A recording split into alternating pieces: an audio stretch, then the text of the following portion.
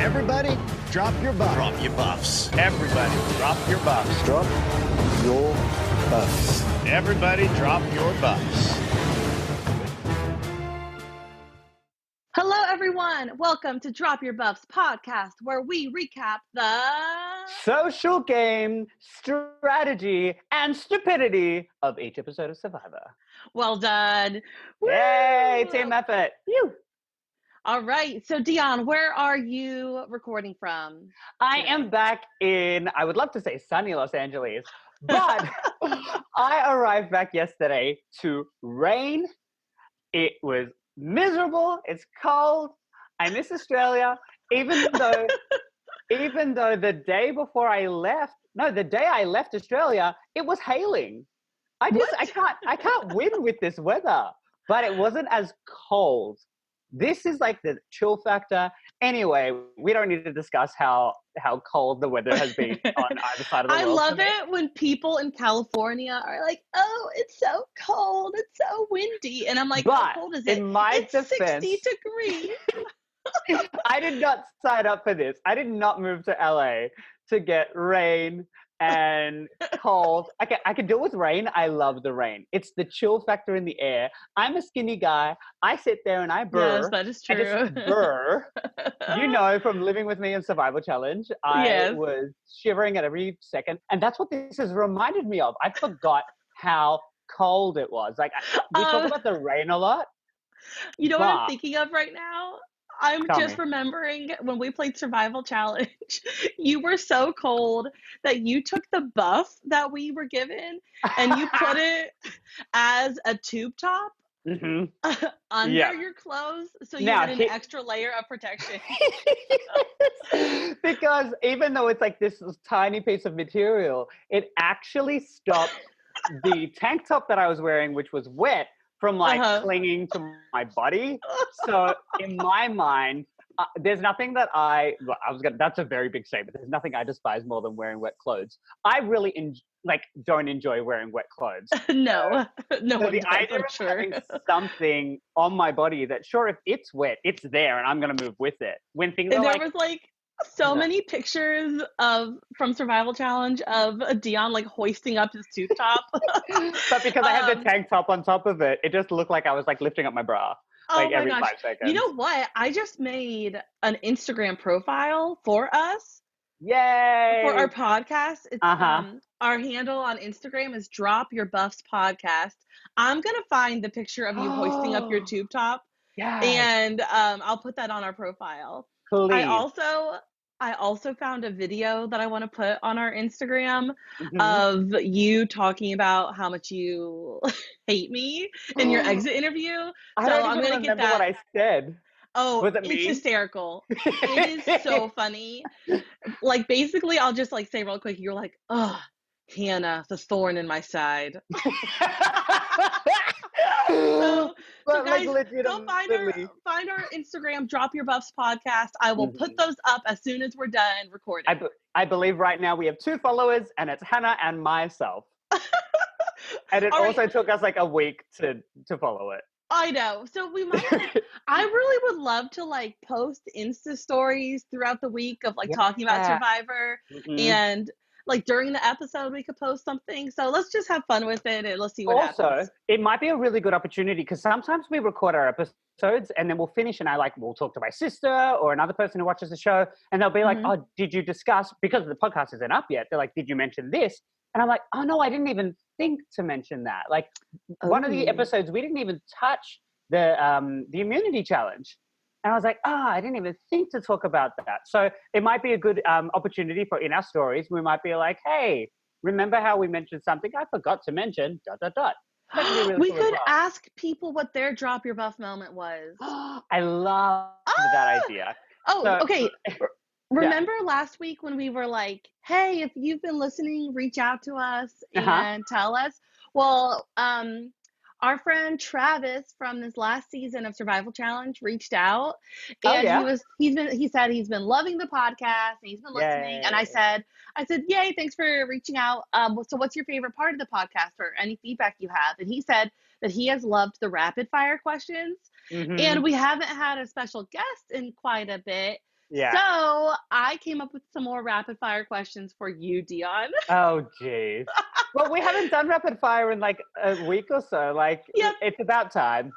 It's like when they first introduced the Final Four Fire Challenge and no one was ready for it. Yeah. And here we go. All right. Here So, we go. Dion, are Wow. you ready? I'm as ready as I will ever be. Let's Okay. do So, this.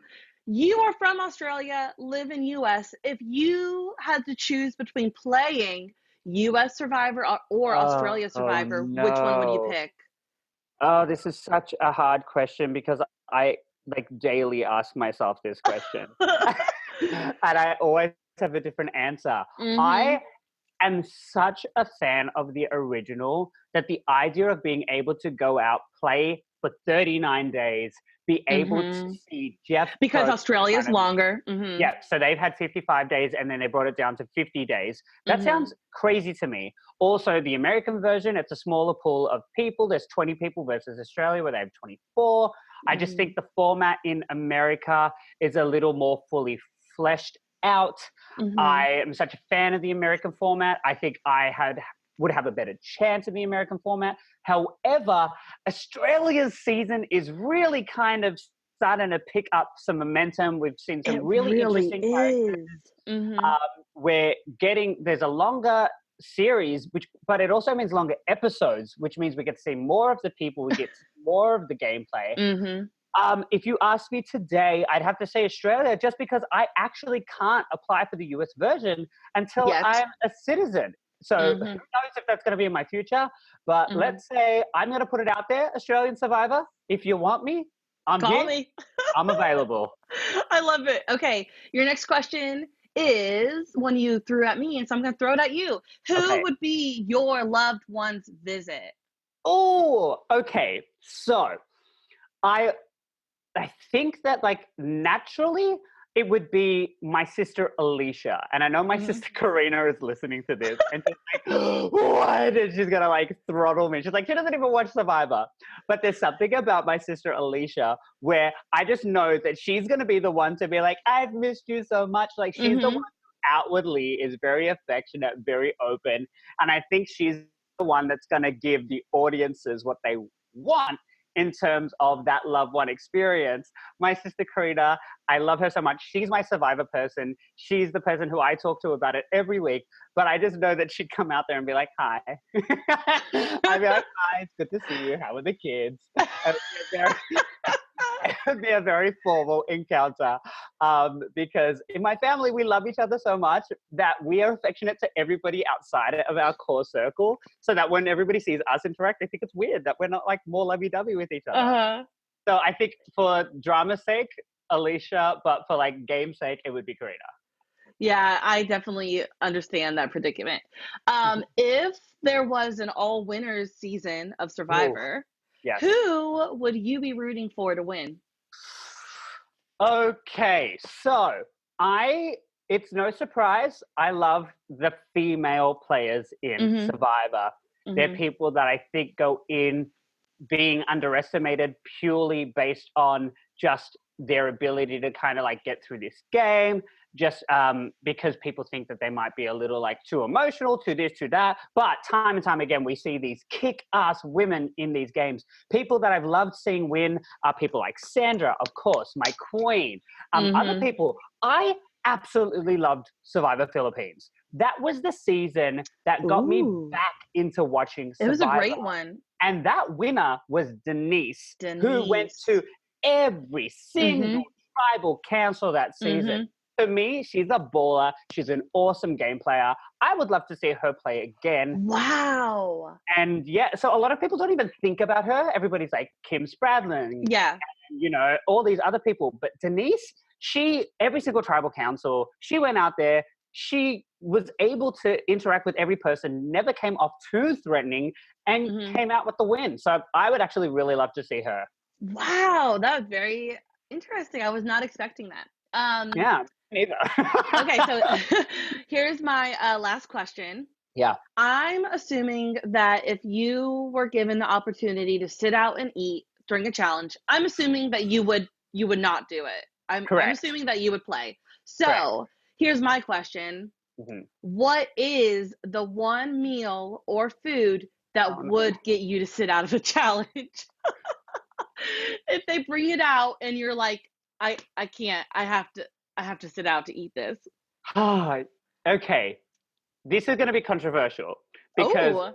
on my Instagram, Uh-huh. probably every 2 to 3 weeks, I post a video I know of me exactly what you're going gonna to say. Trader Joe's and buying a family-sized lasagna, going home, cooking it, and eating the whole thing to myself. I love lasagna. I went home to Australia. My mum made me lasagna. My mum came out to America. She made me lasagna. Like, it is my go-to dish. It's my favorite meal. However, Mhm. I have a massive sweet tooth. Okay. If somebody offered me a chocolate brownie sundae, whipped cream, nuts, hot fudge, Wow. oh, like even just thinking about it now, I might jump up a tribal council, like a tribal council challenge. I can't even think of the words. This is how You're not excited even I am. hungry and you're like, I'm gonna drop out of this podcast. I want that Food, right yeah, now. food for me is not so enticing. I can go without food. Mhm. It's just never been a thing for me. But desserts and sweets, like going 30 days, like they were 30 days at this point. 30 days without dessert, without sugar. I don't know. I think a sundae would kick me over the edge. Wow. Well, for me, Yeah. it would probably be stuffed crust pizza because I love stuffed crust pizza. I thought you said like stuffed grass, peas. And I was like, where is she going with this? Okay, stuffed crust It's kind pizza. of like A I guilty wanted to pleasure. say what my guilty pleasure food was, but I was Mhm. also like really shamed about it. And so I was like Oh, stuffed crust pizza. no shame here, girl. This is your one dish that would get you to like possibly risk $1 million. Seriously. What's the That's what shame in when I was that? in college after exam week, I would treat myself to stuffed crust pizza. That was my reward. Your treat yourself food. Okay, Treat well yourself. that was all my questions. So Yay! I good enjoyed job, that. Dion. I hope I answered them well. I loved it. I loved every second of it. Oh, good. All right. Well, I mean, now I'm tired. I think we should call it here. I feel, I feel overwhelmed with being put on the spot. No, never. Me, Uh, this guy. no, we Um, could talk for hours. well, can I just say, I started this episode and fever dreams. They're back. Yes, always. What? Well, we didn't have them last week, and so Oh, you're right. We did. They were. yeah, I always. forgot. We had a full Yeah. discussion about how we thought they were gone. They ceased to exist. They will never be back, but they're back. I love the Tommy surprised face. The Tommy surprise face is like so great because wasn't one of the fever dreams this week? It was Tommy saying, "You No cannot one tell." can know. Yes, no one can know. I So I always guess, reference things and say it uh, completely wrong, but I have the right intention. So thank you for yes. saying the right terminology. Yeah, we have Nora scooping up someone's bag, and then we see Lauren Mhm. sitting in the chair um like she's up to no good. She's devising the end of life as we know it. How did I know that you were just gonna love that clip? This episode was the Lauren episode. It I loved was. every second of this Lauren centric episode. I was so scared that like at the end of it she'd be gone because it was all about her. But no, no baby no. It was all about her and it was all about Well, how amazing she was and I loved it. okay. My question to you is: Mhm. was it all about how amazing she was, or how amazing she thinks she is? No, it was all about how amazing she is.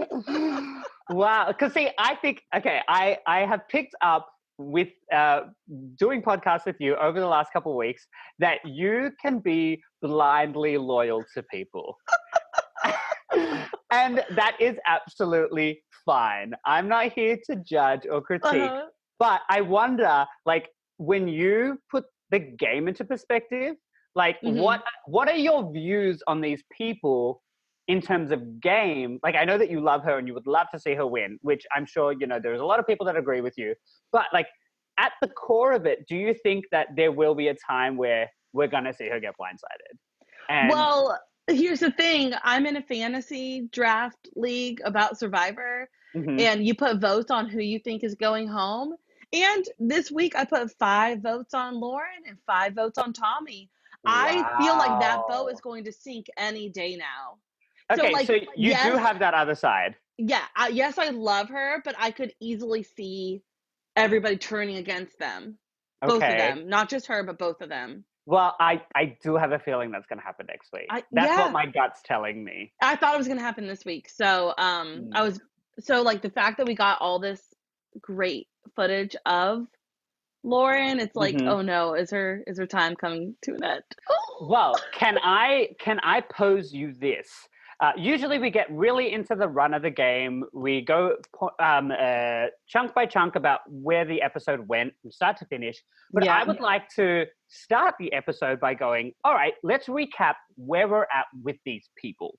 Okay, I love it. Because something that I've acknowledged, like at the end of this episode, is interestingly enough, when we had the switch up, it really kind of changed the trajectory of this game. We had a group of 7 and we had a group of 8. The group of 8 consisted So of at the 4 swap you're people. talking about? At the swap, Mhm. correct. We had 4 people from Lyra and 4 people from Vokai.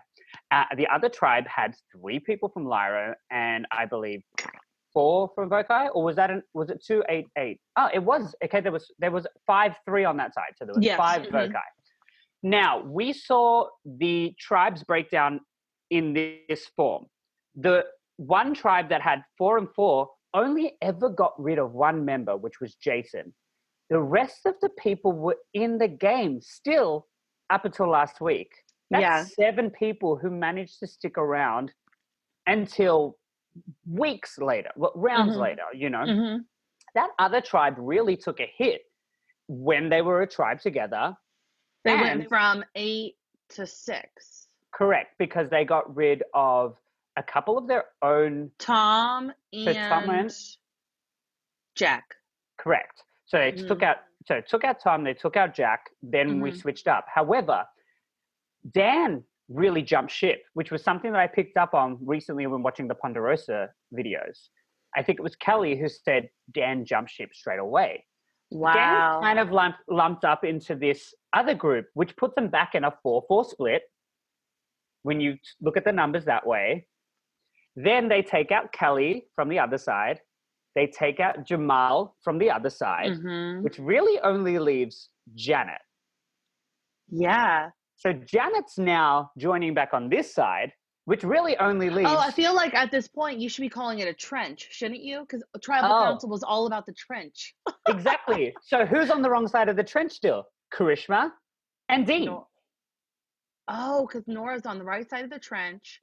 Well, no. Okay, so no, Nora actually was on that tribe. So technically, she's like in the trench. Let's just consider her being inside of the trench, lifting it up. Totally not aware she's in the trench. She's not in the trench. She's holding up the bridge across the trench and going, I'm doing this for you guys. Yes, I'm doing this. And Jeff is on the side going, that's not actually how this works. This isn't helping Nora. Nora, this is not what No, you're but like supposed to do. just like we saw at the immunity challenge, she's trying to support everybody, and Jeff is just like, this is not how this works, Nora. So we see the 4 Lyra people on that side of the trench. And then the last 3 votes, we've seen Missy, we've seen Aaron, and we've seen Elizabeth. So now we're literally just down to Elaine on that side, surrounded by Vokai people. We have Karishma and Dean, who were supposed to be the first people voted out of that tribe, still around. So we only have 3 original Lyra left, which leaves me to going, are they going to be people who get to the end based on the fact that none of them want to work together? There is no Lyra anymore. Lyra was only existent in the form of Missy, Aaron, and Elizabeth. They're all gone. Elaine is putting her allegiance to the Vokai tribe members. It is just a Vokai tribe now. Because Dean, for what I believe, I think he thinks he's a third in an alliance with Tommy and with Lauren. I think that Dan believes he's a third in an alliance with Tommy and Lauren. I think that we have Janet, who possibly thinks that she's a third in an She alliance. totally thinks she does. We saw her talking with Tommy and Lauren today about whether she Mhm. was going to sit out. Nora can't wait to see Karishma go home. Dean can't wait to see Karishma go home. I can't see these people getting together until I saw the edit for next week, which Mhm. makes me think, I'm like, are we really gonna see the goats, if you will, according to Dean, who I still believe is king of the goats? Uh-huh. Are we gonna see something happen, or are we gonna see a final three of Tommy, Lauren, Lauren, and and potentially someone. Dan? Oh my gosh, I just feel like all the things you just said, I feel like you are that like crazy mathematician at a chalkboard and you're just like marking, you're just like, and then these people are these people, and there's like all these markings, and I'm like Yeah, trying to follow along, but I'm here, I'm following along. I feel And like that too, so I don't blame you. yeah, you brought up something that like I kind of like you brought up something that was one of my big thoughts leaving this episode. So like something I want to ask you about bringing up Elaine. Yes. During tribal, she talks about how she's like, I'm with my core people. I'm going to stick with my core. This bothers me so if much. you But flip on continue. people, no one's going to trust you. Mhm. And then my thought leaving this episode was just like, who is Elaine's core? We haven't Yes. really been seeing that Yes. on the show about who her core was. So I was trying to think of Also, who does she think did her she core is? not flip on what we assumed was her core alliance? She was the one Right. that turned the vote onto Missy. Right. You know? So like maybe she's so like my thought was, okay, Big Red is her core. Correct. I Is also think that Elaine is under the impression that she is a third to an alliance with Tommy. exactly. Like that's what I was kind of picking up from your like it feels like maybe a ton of people just think they're in with Tommy and Lauren. So if too many people catch wind of this, especially after Lauren went ahead and played an idol, which Mm-hmm. puts you in a bit of a position of, hey, this girl had an idol. How did that happen? And we know that there's enough people left in the game that know that at the Island of Idols, you get met with a task that has the potential of you leaving with an idol. So I was trying to remember who from the merge tribe Elaine, has been. Elaine has been, Nora has been, Janet has been. So that's already. Wait, what? Janet went and she turned down the task. She was the only person to turn down Oh, doing right. the challenge. So those girls, they're not I'm sure they're not believing what Lauren is saying when she comes back, right? They know that there's another task at hand. Mind you, Elizabeth was still around at this point, and she had also been to the Island of Idols. Oh my goodness, that's a ton of people. Yeah. So That's anyways, 4 out of 9. yeah. So that's a majority of the people left in the game had gone to the Island of Idols. Mm-hmm. So I'm sorry, correct me if I'm wrong. I believe that there was 9 people left in the game, or there's now Yes. 9 people left in the game. Oh no, because Dean had his wonderful legacy advantage that works at 9 or 6. We do need to get into that, but I feel like that's later on. Yeah, we'll get to that. Okay, so out of 9 people, 5 people had been to the Island of Idols. The only people that haven't been to the Island of Idols are the men. I love it. So what's that? That's Tommy, that's Dan, that's Dean. Who else am I missing? Am I missing another man? Or There's totally got to be another guy. is that the... Who am I missing? Is there only 3 guys left in the game? Well, so the 6 girls were Elizabeth, Nora, Elaine, Nora, Karishma, Lauren. Who are There's we one more. missing? There's one person we're missing right now. That's not a good sign. No. Who is this person that's probably going to win the whole thing? We said Lauren. We said Nora. We said Dean. Tommy, We Dan, said Karishma. Dean. This is great content right now. I know. And everybody at home is like screaming at us who this person is. Janet. Janet. Oh no, people are so mad at us. I know. So because I was like, who sat out of the challenge? And then Janet's like, I don't really want to sit out, but I could eat. Yeah, exactly. Okay, so anyways, all that to say, yeah, there's only 3 guys left. Wow. Yep. 3 original Lyra, 3 guys. And it's just, this is the point of the game that we can see what we always thought would happen. We could have the women come together. The girls' alliance. Is this gonna are they gonna it doesn't feel like they're gonna all pull together, but how easy could it be with 6 and well, now we have 5 and 3. The only thing that I can see is if people start to see Tommy and Lauren as too tight of a group, and my gut is telling me that they would go after Tommy, not Lauren. Tommy's more of a threat in challenges. He's also more likable, and he is working closely with people more than Lauren. But I also think that Lauren is more calculated, but that she would be seen less of a threat. Correct, because she wouldn't be able to pull it out in the immunities. She's also a number for them if they can keep her in. I don't know that Tommy would be as willing to work with people as she would be willing. Since we're kind of not super going chronologically and going with our how we're feeling, then I'll just jump to one of my thoughts about my girl Lauren. I totally related with her when she went to the Island of the Idols, and she shared with Rob and Sandra. She goes, I am not a challenge threat at all, but I'm a social player. And I related with that so much because that's when I left Survival Challenge. That's what I said in my exit interview. I'm like, let's get this straight. I am in no way, shape, or form a challenge threat, but I'm like, it was just all like a social threat kind of situation. So I was, once again, just me, you're just relating to Lauren. It's funny you say that because I was watching the episode and there was one point that in this moment I cannot recall that was like, this reminds me of Hannah. And I think it might have been the moment of they said, how do you think you're doing? And I think it was when she said, I think I'm doing good. Like, I think I have a good idea about what's going on and all that kind of stuff. Because like, technically I didn't get to see that side of you when we played the game because I wasn't in your numbers.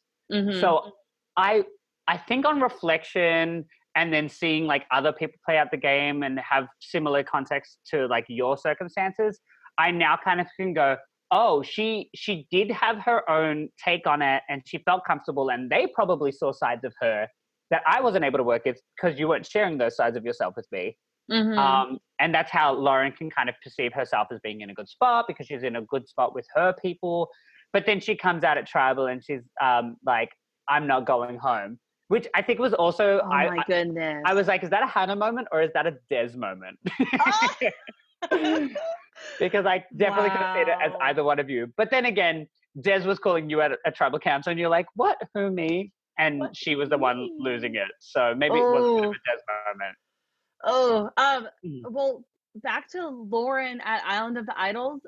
That's when okay, here we go. That was one of my drop your buff moments. Happened during the Island of Idols. Now, hear me out. This is what my drop your buff moment is. The amazing editing that happened when Lauren is describing how good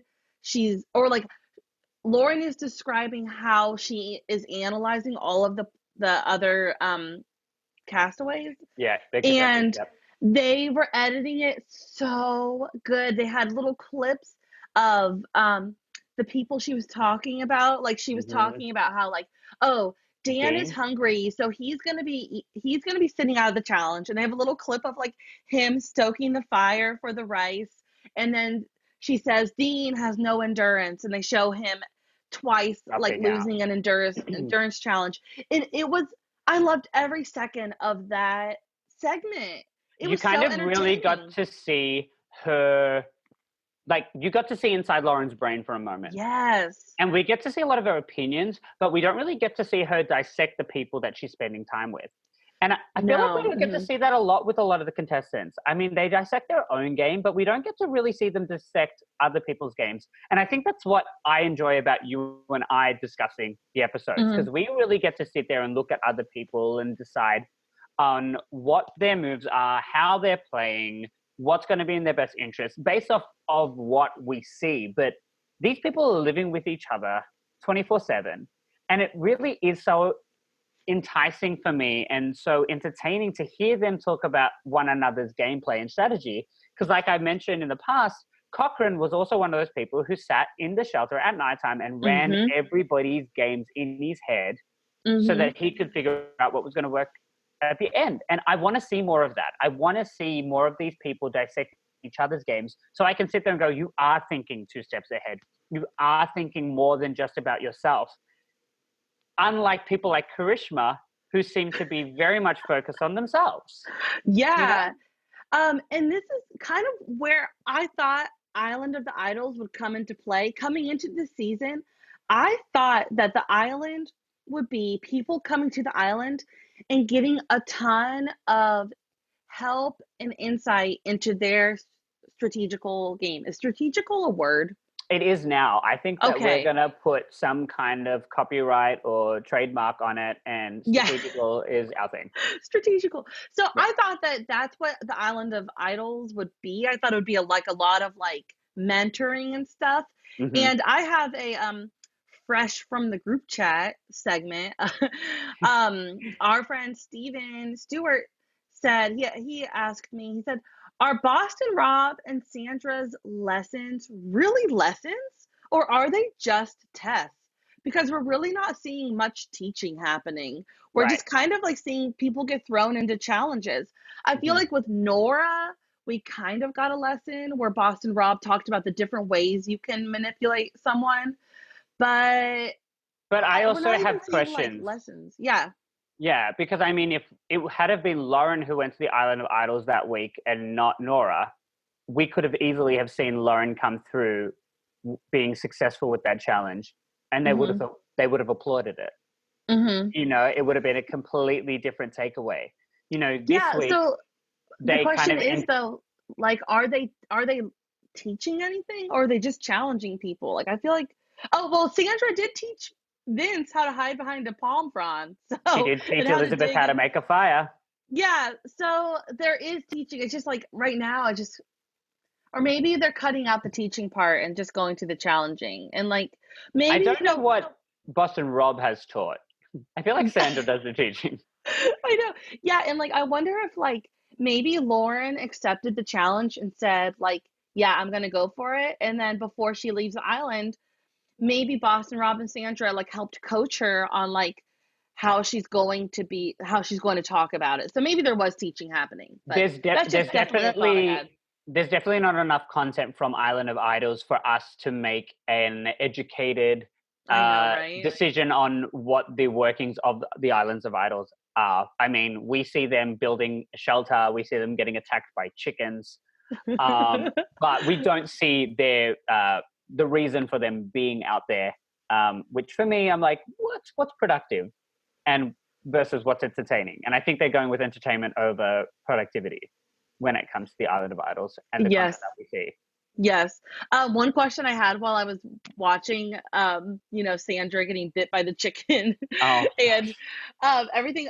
Did you see that like net in the background that they had like is that the one in the that they mantle? laid down so that they could Yeah. lie on it? They showed us that was that in the episode or was that in a special There's feature a scene? secret scene that I was able to Okay. watch today, just sitting on the couch with my mom. We watched the little scene that is Boston Rob made a stargazing net. Yes. So they could just lay in that net and Oh. stargaze. Okay, cut back to the start of the episode. I'm going off of what you said with stargazing. All right. Tommy multiple times said that was ooge. No H. Really? That was ooge. Oh, I'm saying it with an Australian accent right now, which probably makes it sound atrocious. I don't know. But, It kind of sounds like American in the way you're saying like it. huge. That was Like it was either a huge. Y, like a huge. Yeah. Like, that was a huge move, or like pulling Dean over. That was huge. And I'm like, Tommy, what happened to your H's? I just like, where is he from? Like, what part of America is he? East Coast? I like don't remember where he's from at all. I really think that our love for Tommy has declined rapidly throughout our series. I know. As my love for Lauren increases. But is he, like, this is the thing. I'm thinking that we're seeing Lauren and Tommy come out as these power players that we always assumed they would be. Mm-hmm. Sure, cool, great. Mm-hmm. It's a little underwhelming, though, because they're also not, I feel like their strategy comes from fear. I don't think it comes from a place of confidence. And it's hard to kind of enjoy their gameplay because it doesn't seem like it's coming from a place of the fact that they know how to play the game, more that it's coming from a place of, if we don't do this, we're screwed. And like, I understand that that's a take on the game and how to play the game, but time and time again, we see these like hero edits. I don't think we're getting a hero edit this season. I think we're getting edits of people where they're learning parts of themselves. They're becoming, interesting people. They're developing on who they are. But I'm not getting that edit for Tommy and Lauren. I'm getting that edit for people like Janet. I'm getting that edit for people like Karishma. Karishma found an idol, played it correctly, got the biggest challenge threat out of this game, and she's sitting there going, you guys keep on trying to get me out, but I'm not going anywhere. The 9 lives Karishma.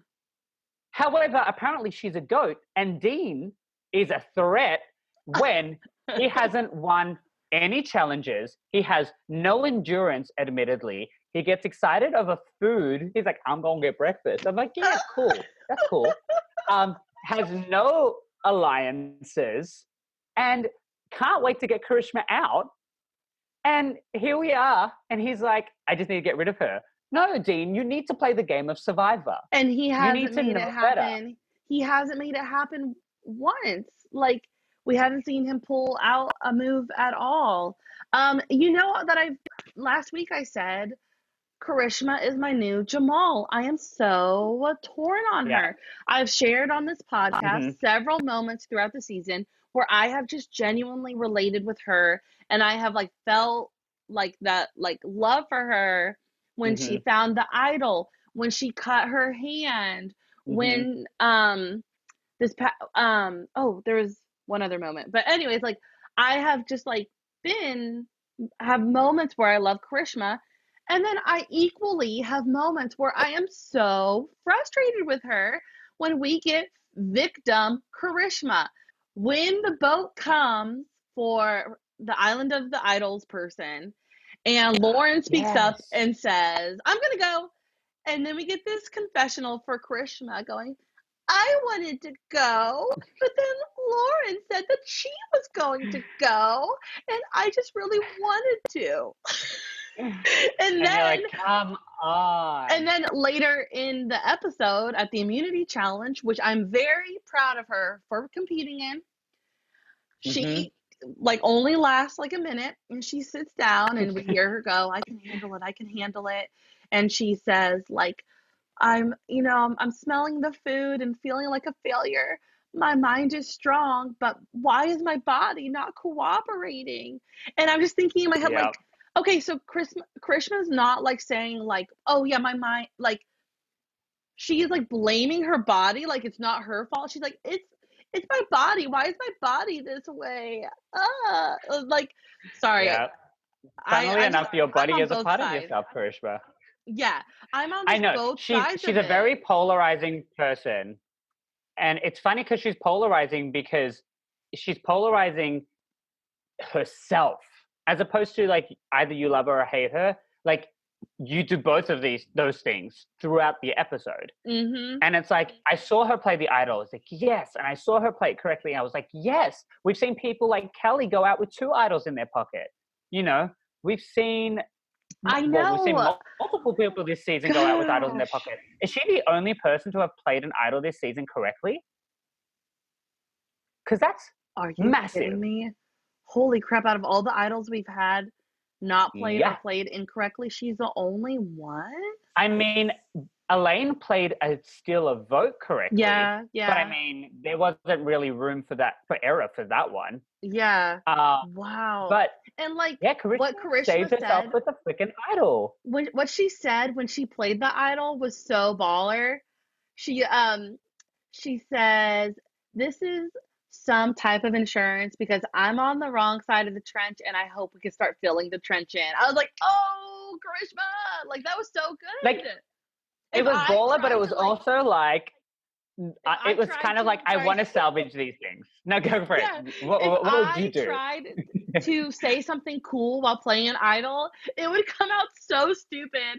I'd be like, there's a trench and this is my way out of it. You're just, like I would be like so bad at it.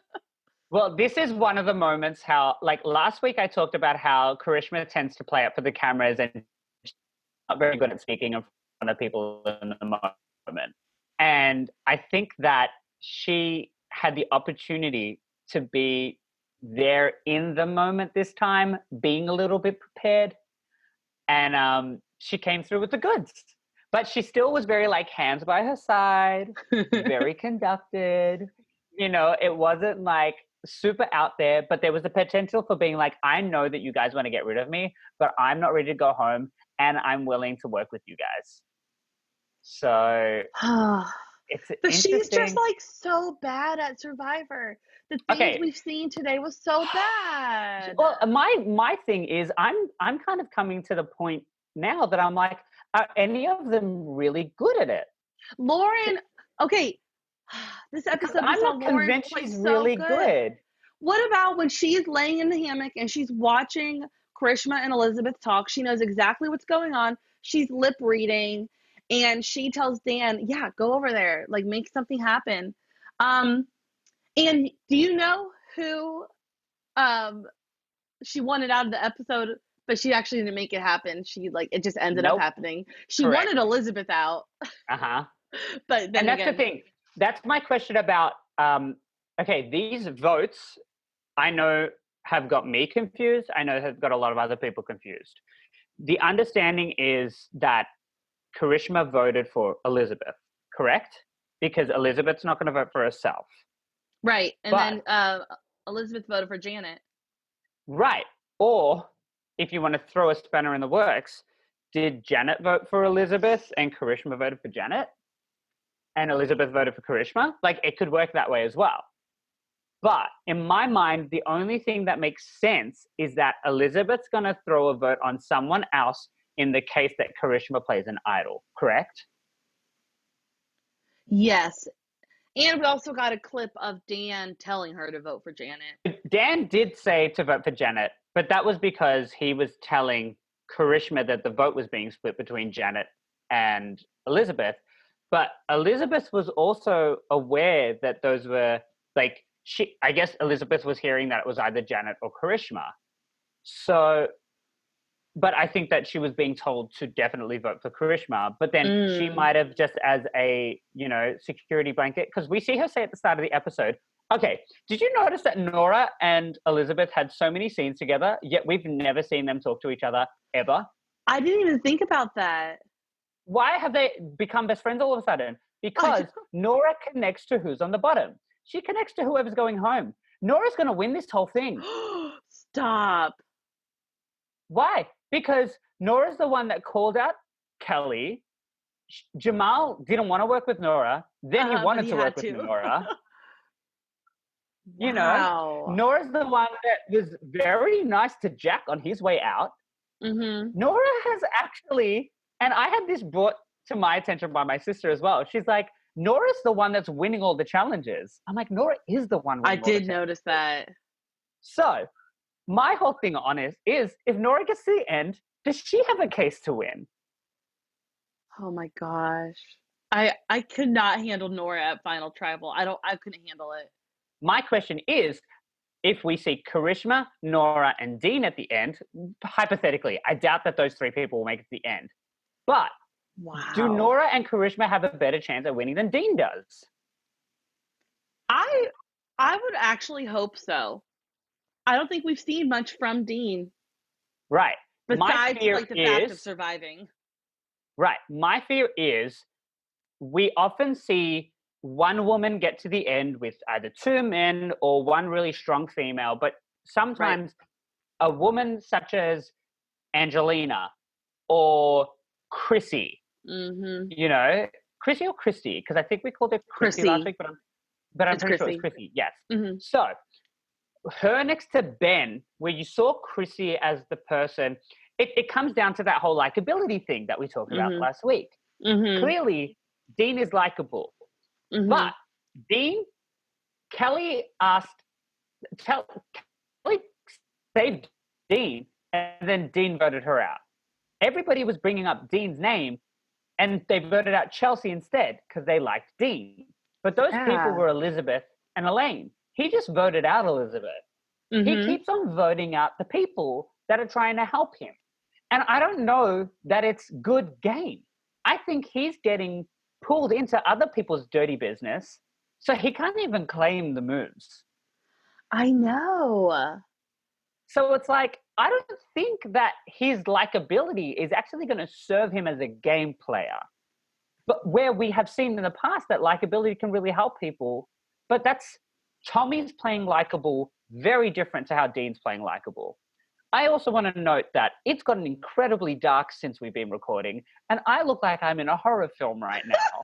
If you're watching on YouTube, I apologize. Like, what's that one movie from the 90s where they're in the middle of the forest and they have like just like they have like a little video The recorder. Blair on Witch them. Project. You're from the Blair Witch Project. Okay, well let's keep going. Oh my gosh, stop doing that. That's scaring me. All right. It's the Djon Witch Project. Okay. I know one thing we wanted to talk about with the Dean legacy advantage. Aha, yes, please. I love how he makes the fake one, and so when he plays it at tribal, like he's like, oh, it's fake, oh my gosh, but like I cannot wait till he plays it at final six and finds out that it's really fake.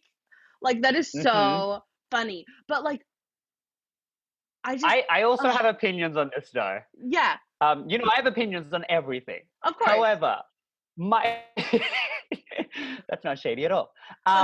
But in saying this, okay, I see Dean's side of it.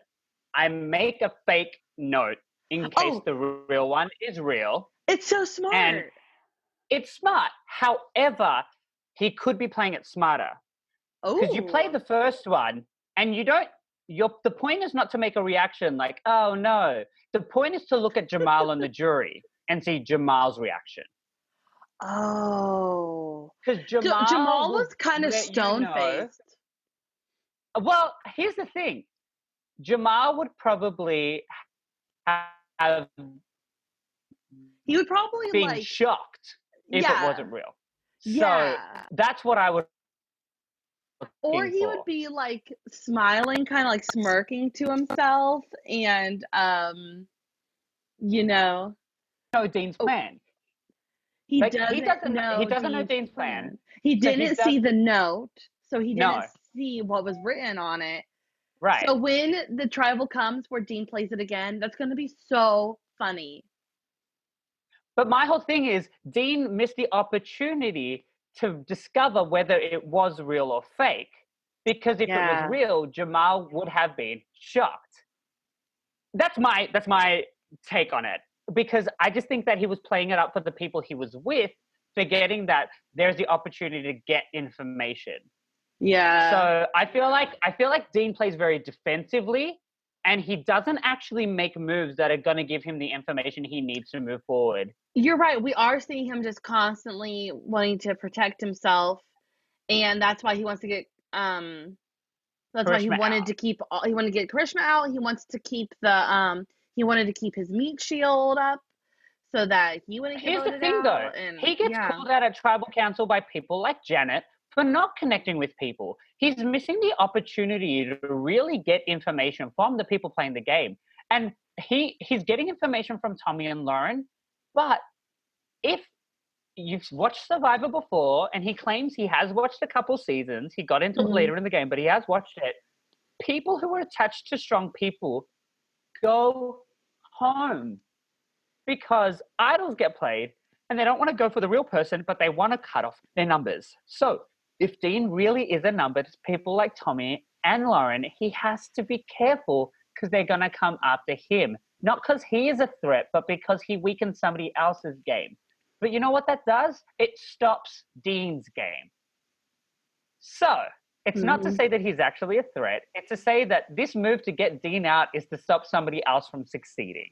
And the shitty thing about that is it took out Jon in David versus Goliath. Oh, the wrestler.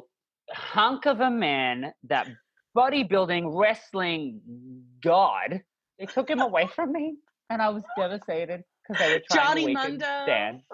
And I'm still, Johnny Mundo. He was so bad at the game. Johnny, I don't whatever, every single name. He was very good at his social interactions. He was a very good social player. Yeah, that is true. You're right. So he had a thing going on with Christian. You know, he was very yes, the well-versed. Brochacho Alliance. The Brochacho Alliance. He was Oh my very good, and goodness. I think he got undermined by being connected to the wrong person. And I think that Dean is purposely putting himself into a position where he's trying to protect himself by being connected to strong people, but he's putting himself in a place that makes him very, very vulnerable. And though he's not being voted out as a threat to win the game, he's being voted out to weaken the numbers of the people with the potential to win the game. Wow. I think he went back to the chalkboard. He just like erased the chalkboard, and you're like, but what about Dean? And what about this? And you have this whole tangled web of thoughts. Well, let's also look at, we haven't spoken about Dan at all this episode. Yeah, Dan really that, is not playing this game. He's not playing this game. No. He confronted Karishma because he wanted to stir something up. But then also, I will say Karishma played that so poorly too. When I watched it for the second time, did she though? I just think her social interactions are just so poor, and I think that if Lauren was in that same situation with someone coming up and like saying, "Did I hear my name?" I feel like Lauren would be like, "Oh my gosh, no," or like, "Yeah, no, this is what we were talking about. What are you thinking?" And I feel like Lauren would be more welcoming and more just like, "Oh my gosh, no." But like Karishma's like, "Well, I was just talking with Elizabeth about what you said." And he's like, "Well, why did you have to talk to her about what we said?" She goes, "Well, I wanted to talk to her." And I just feel like there's different ways she could have done it. I think she played it off well in a moment. And I think what happened was Dan questioned it. And I think that was a fault of his. Because if you get questioned in front of somebody that you're planning to vote out, that's really the dick move in the situation. It's like somebody's coming over to call you out on something that you've just said to them isn't true. So why do you have to justify yourself in that moment when the other person is bringing in nonsense, which we know was actually the truth? So I think that if Karishma were to sit there and try to be like, no, all that kind of stuff, she's kind of feeding into his bad energy. Now, there's two ways to look at that. You do need to keep people like Dan happy, but the person in me who doesn't want to have to justify myself to other people applauds her response. I know. Because he said, "Did you say Dan or Janet?" And she said, "Janet." And she said it very quickly. She said it very assertively, like, "Yeah, Janet." And then he's like, "Oh, so I thought you heard Dan." And she's like, "No, this is the opportunity where you get to say, yeah, so we've been talking about Janet. You get to come into my world now, Dan. You get to come in and talk to Elizabeth about what I'm talking about." So my whole thing is, these people are really shit to Karishma. You know? They really are. They're terrible. Just, are so rude to me. However, why are you treating me this way? However, that doesn't stop Karishma from, after the conversation, going back to Dan and saying, "Hey, I'm sorry if you got the wrong vibe, but we had our conversation. I noticed that Elizabeth was by herself. I thought it was a good opportunity considering we had just spoken. There's not time for anything in the middle to get changed up, and just to give her the story that we're going for Janet, because that's what you said that we were going to tell her that we were going to do."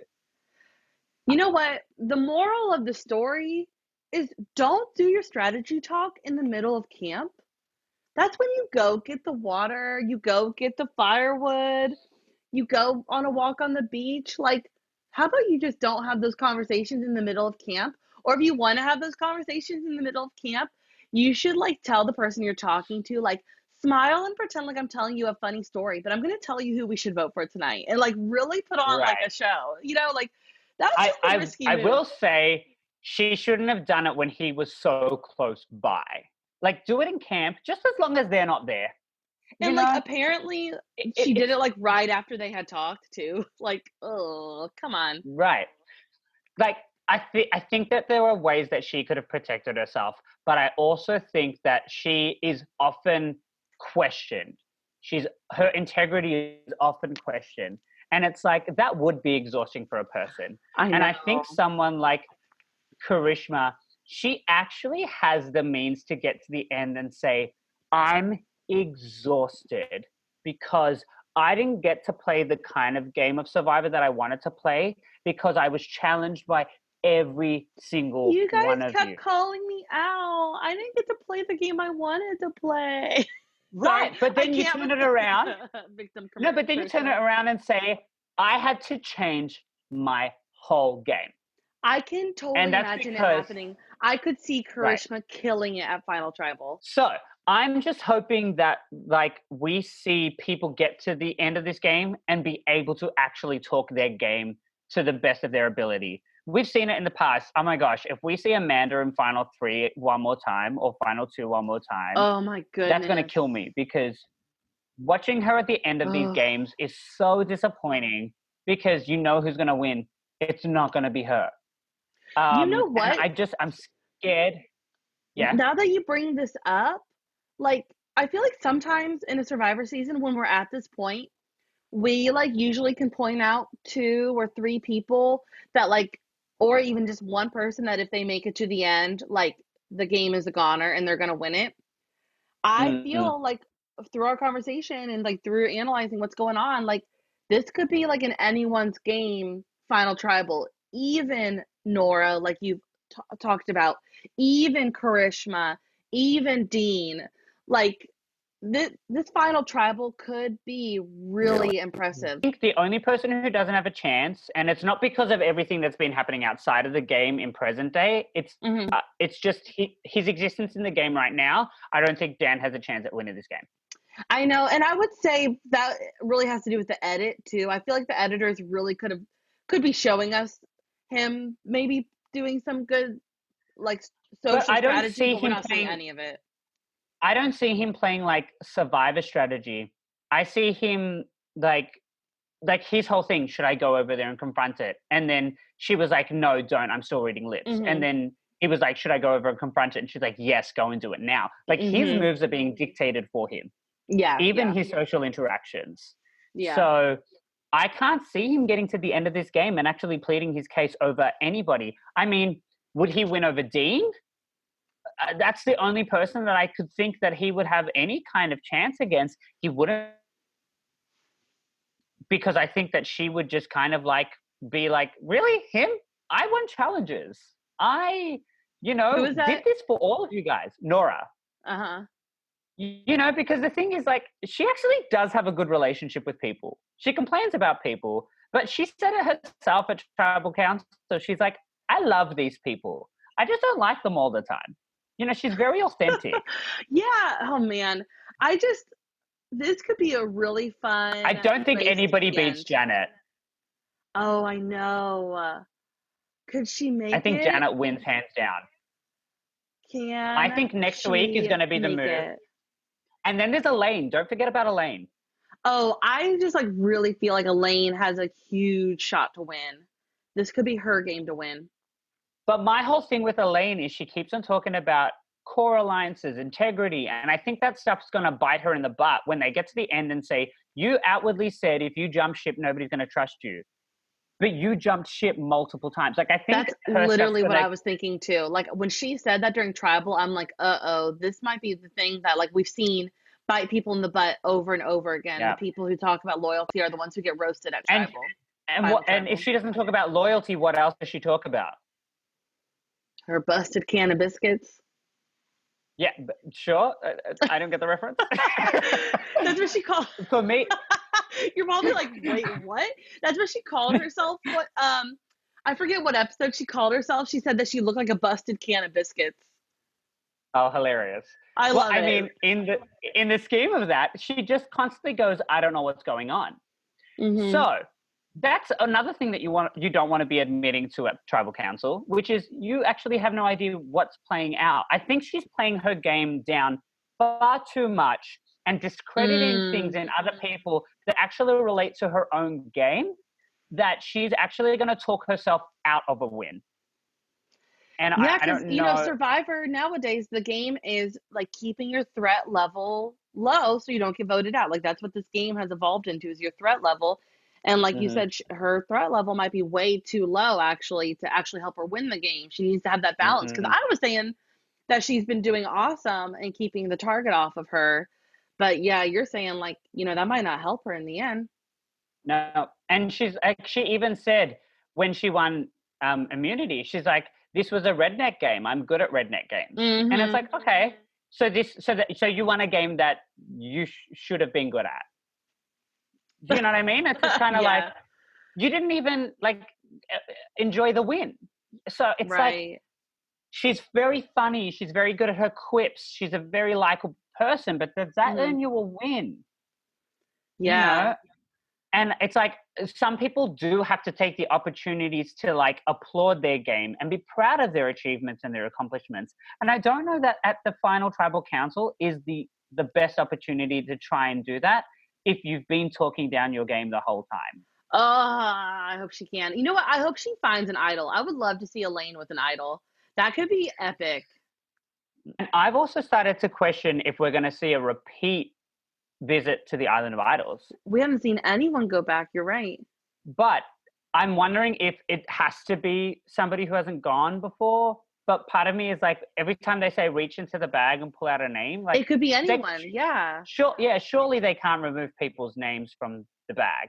And Right. if somebody volunteers to go and everybody says, yeah, go again, they're not going to say, actually, you can't go. So, I wanted to I mean, go. we I could was going to really say see me, but then anybody. no one listened to me. So I wanted to go. Sorry. But here's the thing, I completely get it. I completely hear it. But every time I see the confessionals of her, I'm like, that would be me. I would be the person. Like you have to remember when we did the survival challenge day for the reward challenges, I kept on being so pissed off that I was like, oh, this person can do the nuts. That person can do the shooting. I'm like, I took down our whole shelter from the nuts so quickly. I could do nuts. And then it was like, I play dodgeball. My hand-eye coordination is incredible. But somebody else had to do it, and I had to end up in the water. I was so angry. But I also composed myself in front of everyone. But we had no idea. We had no idea you were so No upset. idea, because I saved that stuff for their cameras. The one-on-one. One-on-one. Dion, have you shared your drop your buff moment yet? I have not. But Okay. I believe the drop your buff moment will kind of go hand in hand with yours. It wasn't Lauren at the Island of Idols talking about the challenge, Okay. but it was getting to the challenge and seeing everybody take food except for the two people that she chose to win. So she had 2 out of 3 chances. She'd convinced everybody to sit out and eat. And the love only it. person that stayed in that she didn't pick was Karishma, who she also said, I don't gonna think play. it's her kind of challenge. Yeah. And it wasn't her kind of challenge. She literally dictated that whole thing. And it was very impressive. It was very impressive. impressive. Also, we got like, I loved the little moment where we got a voiceover from Lauren in the middle of the challenge when like Karishma, Elizabeth, and Nora are playing, and we got a voiceover from Lauren says, "Oh my gosh, I just pulled it off." But there wasn't like a cut to a confessional. It was just Lauren's voice, and I was like, "Oh my gosh, this episode is amazing." The editing was very good. We did Oh. see a lot of like like you said, the little moments of the flashbacks from the other things and all that kind of stuff. Which you we're would think would definitely be like seeing, boring, but it was so good. So she even knew that Tommy probably had the potential to win the challenge, but she knew she could convince him not to play. And he then asked her, like, you know, why can't I play kind of thing? And she's like, because I bet on them. And then we see a confessional of him saying, she's my right-hand man. I'm going to help her in whatever way we can to get an idol in this game. That's priority. So he put like his ego to the side, thinking, you know, I can win the challenge, all that kind of stuff, so they could get an idol. Like he really is an ally to her.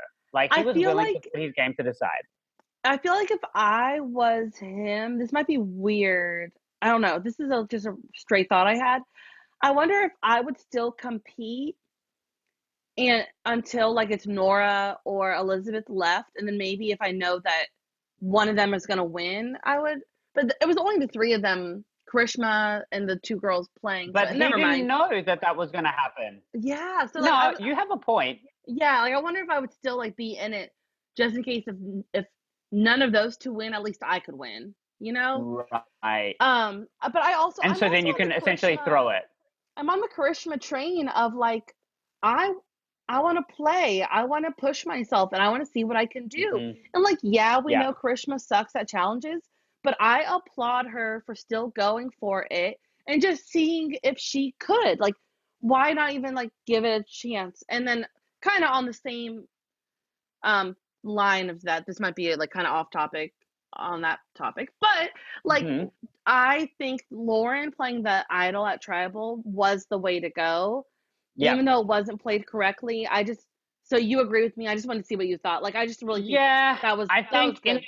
in the moment it was just kind of like, why? But then I was like, oh, literally, you know that every vote is going to Karishma, Yeah. and there's a good chance that Karishma could have voted for you. Hmm. Um, yeah, play it. You only have two opportunities to play it. And Lauren is doing exactly what we have like harped on for the people who've not played their idols. Like we're like Correct. Lauren actually played it. Better be safe Hmm. than sorry. And we So can say the same for Janet the other week. yeah. Yep. So I wasn't upset about that at all. Hmm. Any other thoughts from this episode before we talk about like scenes from next week? It's worth mentioning that there are no more advantages in the game. There's a fake legacy Mm-hmm. letter, but there are no more Wow. idols. There's gonna be Everybody's used idol their hunting idols. next episode, I'm sure. I bet we'll see someone And find an idol. and if we go to the Island of Idols again, there's a potential of getting Wow. another one at the Island of Yeah. Idols. Okay. There we go. Yep. So yeah, and I also want to mention that I know that you did this today as well, but I caught up on the Ponderosa videos that I hadn't watched. Yes. Yeah, the only one I had watched was Jack's, and I had a great time watching that. And I think it's worth watching their experiences after the game because Mm-hmm. there's a lot of talk about the humans behind the game players. I know that we have Mm-hmm. referenced that a few times in our podcast, but it's Mm-hmm. really nice to see the players discuss it from their own perspective, hear about their opinions of one another, and also see what I think is like a little budding romance possibly between Elizabeth and Jack. What? Did you pick up on that as well? No, not really. But Elizabeth is so lovey-dovey that I just like probably just didn't even notice it, because she just. But they also never met each other. They never once Oh, played you're the game together. right. Wow, And so so, they like, get to meet each other like not in the game. right. So when they had the Ponderosa moment, Jack pretty much introduces himself to her and shakes her hand or whatever. And I think it's like Jamal or someone Yeah, I who's was like, like, I'll give her hug a it out. hug. Yeah. And so they hugged. And then you see like Kelly and Missy in the background, like geeking out and like hugging on each other. And I feel like they're kind of like trying to play matchmaker. I think that's what's happening behind the scenes. I love it. So, All right, did you get all of that? Because you yeah. froze for me.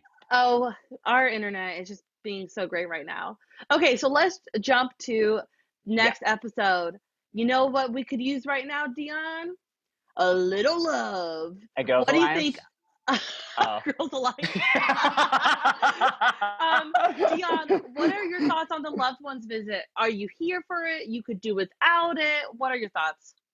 I love the loved ones visit. I know how important it can be for the players out there. I'm really excited to see who comes out for certain people. Mm-hmm. I will also note that Elizabeth got to see her brother. Because, in their Ponderosa, that was so precious. So if you want to see a really cute moment between them, go and watch her Ponderosa video. I am very excited to see who Nora has in her world. Oh, you know? dear. Oh my gosh, Like, I hope it's like her mom or her dad. I need to see this. I don't know. Do we know if she has a spouse? Like, oh my gosh, I have no idea. We haven't heard that at all. I am a sucker for the loved ones visit. I always love the loved ones visit. I always cry. I cannot wait. I mean, whenever I think of the loved ones visit now, I just think of Tasha and her cousin coming to see her. What? I don't remember this at all. And she just kind of comes up to the bushes. She's like, "Hi, girl," and like runs in. Like, it was so funny. You If know what? we I'm can kind of find that clip, we remembering should this. put that on our Instagram as well. Okay, yeah, you have to track that down for us. We have had so So many funny. iconic family visits that I just cannot wait to see who comes out of this season's loved ones visit. Yeah. Oh gosh, I'm excited for it. And here we are, final 8, 5 women, 3 men. 3 men. I feel like Tommy and Lauren are still in it. We had a lot of predictions at the start of the season. I predicted that Dean would still be around for the individual portion of this game. Well, I mean, you were very much the one that predicted the Tommy and Lauren alliance. Like, we said that we'd like to see them at the end, but we didn't really have an inkling that they'd be working together that so they'd be closely. this close. You've But done that. Yeah. Wow. So So it's like, yeah. I think we're gonna get some kind of end result that we can kind of be satisfied with at this point. Because I'm you know, invested. after a lot of the I'm beef, in it. to put it out. Mhm. I love this season. I still love this season. I think know. it's the most individuals we've seen that at this part of the game, you really have an opinion of everybody who's in the game. We don't get Yeah. that a lot. No, we don't. And even like the people who are, we always have like the goats, but we're seeing the goats in a whole new light this season. So there are the Yeah. goats, even goats. Who knows? Okay. Well, that's a great spot to just go ahead and wrap this all up. Let's do Remember it. to subscribe to us wherever you subscribe to things. Yes. We should get like a subscription box, Dion. We should send out boxes filled with like goodies like FabFitFun where they send like blankets and earrings and stuff. What would we send in a subscription box? Right now, probably like a toothpick, anything that's like affordable on our budget. Yeah, just like things we have maybe laying around the house. Like a tissue. You know, Used? I mean, it depends if you're the lucky one in 100. But I don't know. What would I have in a Drop Your Buffs podcast? I would love to give everybody their own Drop Your Buffs podcast buff, which they can drop when they That talk would about be- their Drop Your Buffs moment. That would be so epic. Everything. Like it's like a mic that they have to drop, but it's always a buff that they drop. Okay, anyways, so like we said, we have an Instagram. It's Drop Your Buffs podcast, but our Twitter is Drop Your Buff Pod. You know, once you just Is start it the other way searching around? for it, once you start searching, it'll pop up, you know. So make sure you follow Dion. He's Dion Alexander. I'm Hannah Julia. And you're amazing. Thank you for doing You're this so podcast great. with me weekly. Thank you Happy for taking time out of your Thanksgiving. Thanksgiving. Look at that. Just so in sync. I adore you. Everyone at home, I adore you.